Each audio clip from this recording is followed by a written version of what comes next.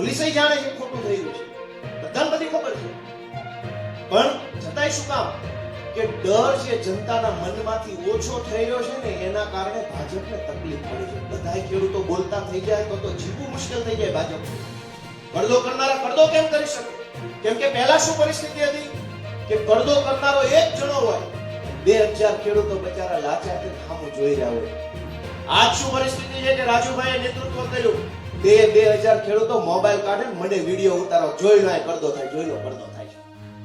એ જે 2000 ખેડૂતોમાં મોબાઈલ કાઢીને વિડીયો બનાવવાની હિંમત આવી ને, એ હિંમતને તોડવા માટે થઈને એફઆઈઆરોના નાટક કરવામાં આવ્યા છે.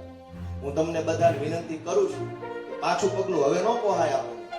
હવે તો માં મહાકાળીનું નામ લઈને હર હર મહાદેવ કરી તાલુકા જિલ્લા પંચાયતની ચૂંટણી પોતપોતાના ગામમાં ઉપડી જવાનું છે. હર હર મહાદેવ કરીને ઉભા રહી જાવ ચૂંટણીમાં, અને આવી જાય ભાજપ વાળા, આવી જાય કરદા બાજુ, હામાં જોઈ લે કોનામાં કેટલું પાણી છે.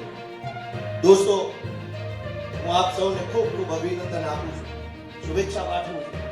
અને તમને બધાને જે કાંઈ તકલીફ ભોગવવી પડી, પરિવારે જે હેરાનગતિ ભોગવવી પડી, કંઈક નાની મોટી અનેક પ્રકારની બાળ બચ્ચાની, મા બાપની, પત્નીની, બીજી ત્રીજી રીતે સમાજમાં કંઈ પણ તમારે સમસ્યા વેઠવી પડી હોય તો હું તમારા બધાની ખરા દિલથી માફી પણ માંગુ છું, તમારા બધાની ક્ષમા માંગુ છું કે અમને માફ કરજો, પણ આ લડાઈ બહુ લાંબી છે દોસ્તો.